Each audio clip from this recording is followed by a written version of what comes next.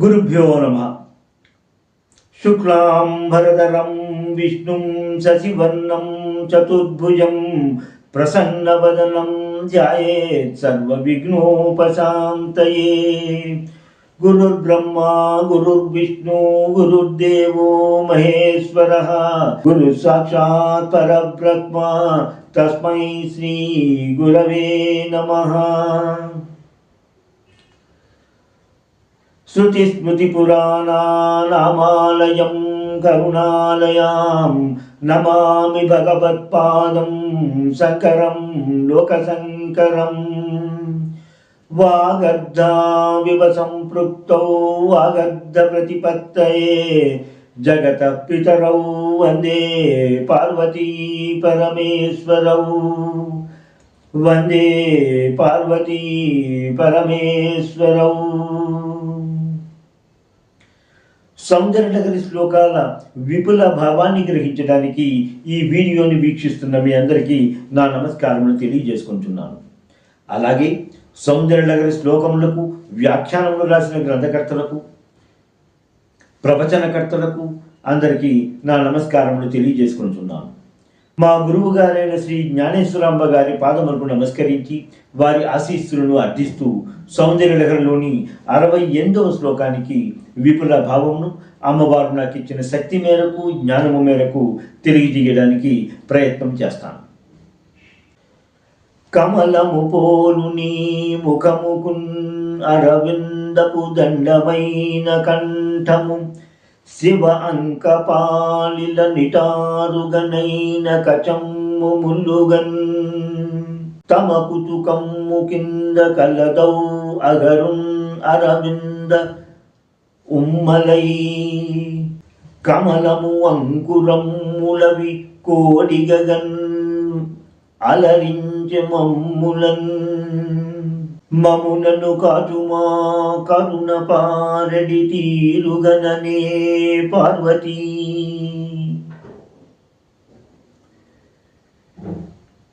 68వ శ్లోకం యొక్క భావానికి దగ్గరగా ఉండేటువంటి తెలుగు అనువాద పద్యాన్ని మనం ఇప్పుడు పరిశీలించాము.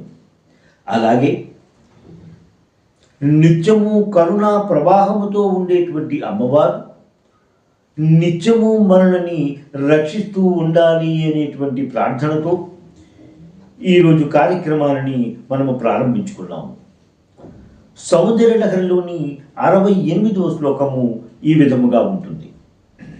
భుజాశ్లేషాన్ నిత్యం పురదమయితు కంటకవతీ, తవ గ్రీవాదస్తే ముఖ కమల నాళశ్రియమియం, స్వతః శ్వేతా కాలా గురు బహుళ జంబాల మలినా, మృణాలీలాల్పం వగతి యజోహారలతికా. ఈ శ్లోకం యొక్క స్థూల భావాన్ని ఒకసారి పరిశీలిద్దాం. అమ్మా జగన్మాత, త్రిపురాంతకుడైనటువంటి శివుడు తన బాహుభుజములచే నిన్ను కౌగలించుటకు వలన గగుర్పాటు వలన రోమాంచికమైనది, నీ ముఖము యొక్క క్రింది భాగము సహజముగానే స్వచ్ఛముగా ఉండును, కానీ అగరు గంధము చెక్కల యొక్క మలినములతో అది నల్లగా అయినది కదా. నీవు ధరించని ముత్యాలహారము తామర తూలుల వలె ఉండి, నీ కంఠనాళము పద్మము అనబడేటువంటి నీ ముఖము యొక్క తామర నాళము వలె, తామర కాడవలే కనిపించుచున్నది. సహజముగానే మెడని ముఖముకు మిగతా శరీర భాగములకు కలిపేటువంటి ఒక వంతెనలాగా భావించవచ్చును కదా.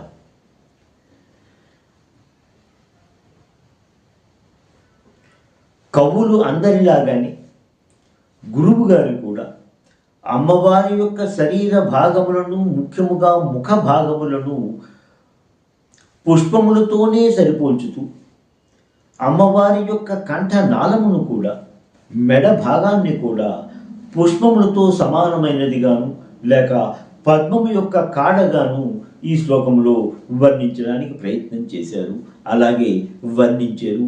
ఆ వర్ణిస్తూనే మనందరినీ కూడా ఆయన నమ్మించారు కూడా.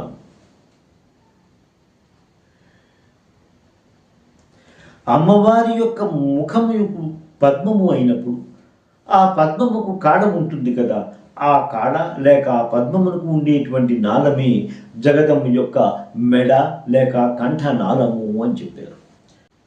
ఈ శ్లోకములో గురువు గారు తనకు తానే ప్రశ్నించుకుంటూ తనకు తానే సమాధానం ఇస్తున్నట్టుగా ఈ శ్లోకాన్ని రచించినట్టుగా జరిగింది. అలాగే సరే, అమ్మవారి యొక్క మెడను, అమ్మవారి యొక్క ముఖము అనేటువంటి పద్మానికి కాడలాగా ఉన్నది అన్నారు కదా, మరి పద్మము కాడకి బురద ఉంటుంది కదా, ఆ బురద సంగతి ఏమిటి అని ప్రశ్నించినట్టుగా, అంటే అమ్మవారు తన ముఖము కింద భాగమున అగరు, గంధపు చెక్కలు మొదలగు రాసుకుంటూ ఉంటుంది కదా, దాని యొక్క బురద ఈ కమలము కాడకి ఉండేటువంటి బురదతో బురదలాగా కనిపిస్తుంది కదా అని సమాధానం చెప్పినట్టుగా ఇక్కడ శ్లోకంలో కనిపిస్తూ ఉంటుంది.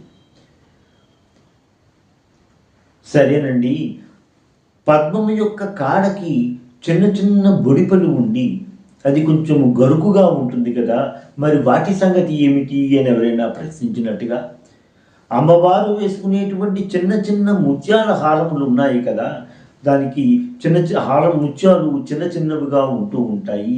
ఆ ముత్యాల హారము అమ్మవారి మెడకు గరుకుదనాన్ని ఇస్తున్నది కదా, ఆ గరుకుదనమే ముత్యాల హారమే అమ్మవారి యొక్క నాళము యొక్క గరుకుదనముగా కనిపిస్తూ ఉంటుంది. ఈ విధముగా అమ్మవారి యొక్క మెడని కమలము యొక్క కాడలాగా దాన్ని నిరూపించుకున్నారు శంకర భగవత్పాదులు.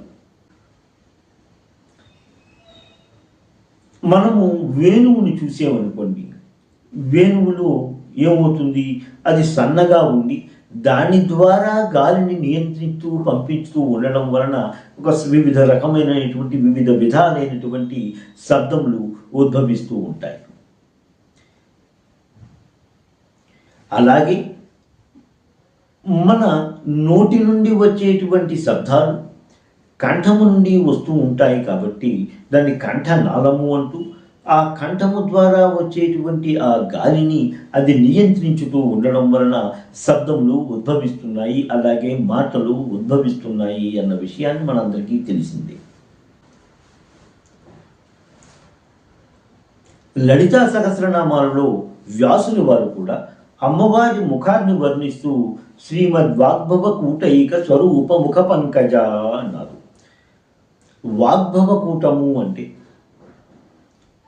పంచదశి మంత్రములోని 3 కూటములలో మొదటి కూటాన్ని వాగ్భవ కూటమి అంటారు. ఈ వాగ్భవ అనే దాన్ని విడదీసామనుకోండి, వాక్ భవ, వాక్కు కలిగినటువంటిది. వాక్కు కలిగినటువంటిది ముఖమైతే మరి వాక్కు ఉద్భవించేది ఎక్కడి నుండి?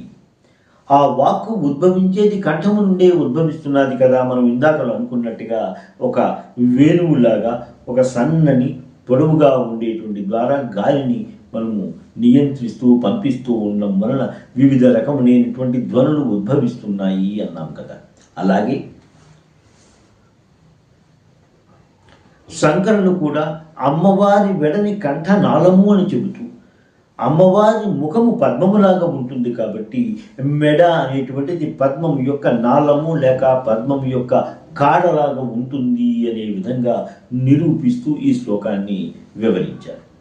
జగదంబ ముఖము తామర పువ్వు వలె ఉంటుంది లేక తామర పువ్వు కంటే అందముగా ఉంటుంది అన్న విధాన్ని వర్ణిస్తూ 45వ శ్లోకంలో అరాళై స్వభావ్యాత్ అంటూ అమ్మవారి ముఖమును వర్ణించారు.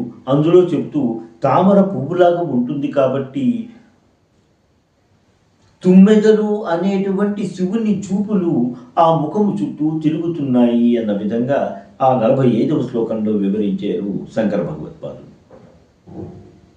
ఈ శ్లోకమునికి యంత్రముగా అధోముఖ సమ త్రిభుజమును లిఖించుకుని ఆ కోణముల బయట 3 త్రిశూలములను నిర్మించుకొని ఆ త్రికోణము మధ్యలో హ్రీం అనే బీజాక్షరాన్ని వారు లిఖించుకొని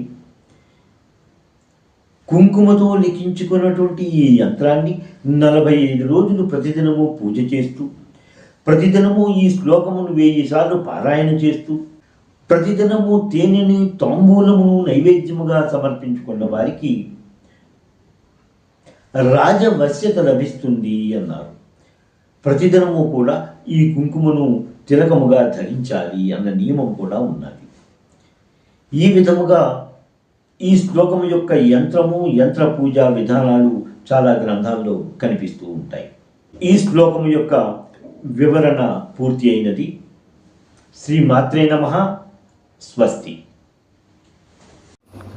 ఎంతో అధ్యయనం చేసి మీకు అందిస్తున్న ఈ వీడియోలను ఆదరిస్తారని భావిస్తున్నాము. మా ఈ ఛానల్ని సబ్స్క్రైబ్ చేసి ఈ వీడియోలని లైక్ చేయండి ప్లీజ్.